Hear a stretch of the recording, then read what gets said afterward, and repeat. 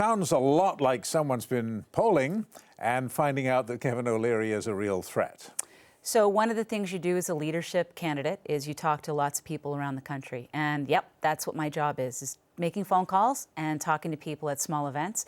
And it's one of two ships. Either people like what Kevin is saying and they find it attractive, or people are really worried that Kevin's leadership, if he becomes a leader, would take us down a path of not winning. I'm on that side, that I believe that if he is the leader, that we are in danger of not winning in 2019, and that concerns me greatly. But you've also gone after Kelly Leitch, and especially Kevin O'Leary, who's not even running yet. And as you know, I'm sure you know, that the more the establishment attacked Donald Trump, the better he did. You're going after these two, Leitch and O'Leary, for their Trump-style politics, by your account. Isn't this bound to backfire? I don't know.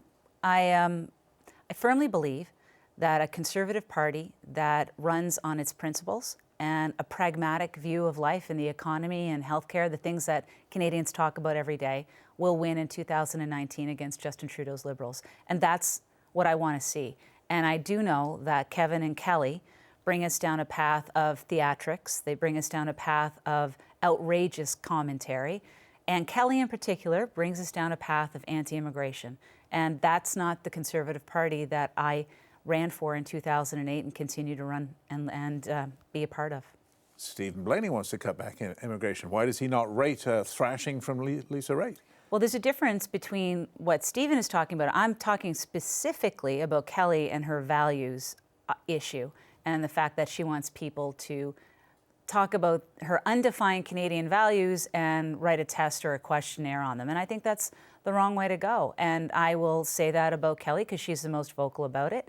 And in terms of Kevin, whether or not he's running is going to be his decision. Certainly seems to me he is.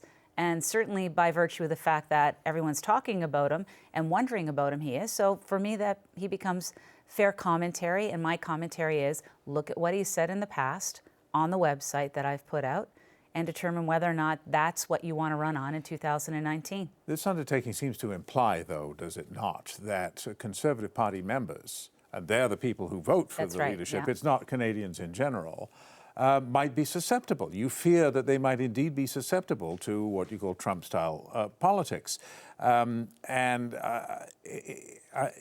It sounds as though you're saying that Conservative Party members who do get to vote are indeed susceptible to that kind of politics. Do you believe that? I believe that people like certain things that Kevin says. And I think that makes sense because when he attacks Trudeau and the economy, we all agree with him on attacking Trudeau and the economy. We know how important it is. And no Conservative believes that the Liberal government's doing a good job on it. But, and I stress this, there are certain things that he has said in the past that are really problematic for the Conservative Party. What are you talking about? I'm talking about his stance on unions. When he said, make me Prime Minister for 15 minutes, I'd outlaw unions and jail those who belong to them. And that does not get you elected in 2019. And no, Terry, I don't think Canadians will buy into that. We asked the O'Leary camp for their reaction. We got this from Mr. O'Leary's spokesperson, Amy Mills. She said, quote, Kevin is the kind of leader who has what it takes to defeat Justin Trudeau, which is exactly, you say he's exactly wrong about that. And she goes on, it's natural that some other candidates may take a run at him. That's politics. It's just not the politics we want to play, unquote. Isn't there an element here where you're basically taking an opportunity to do some data mining? If you go to the website, stopkevinoleary.com, that you've said, I was really just a page, and you have a couple of clips of O'Leary on there, and give me your email address. To climb on board the Lisa Raitt campaign. This is an exercise in data mining, isn't it, to try to find your supporters? It's an absolute exercise in organizing people who have the same point of view with respect to what a Conservative Party that can win in 2019 looks like. Absolutely. That's why the website is there. That's why I encourage people to go to it, to make sure that they can sign up if they want to be part of a party that's going to talk about the policies we care about, as opposed to the theatrics that are going to be part of a Kevin O'Leary campaign.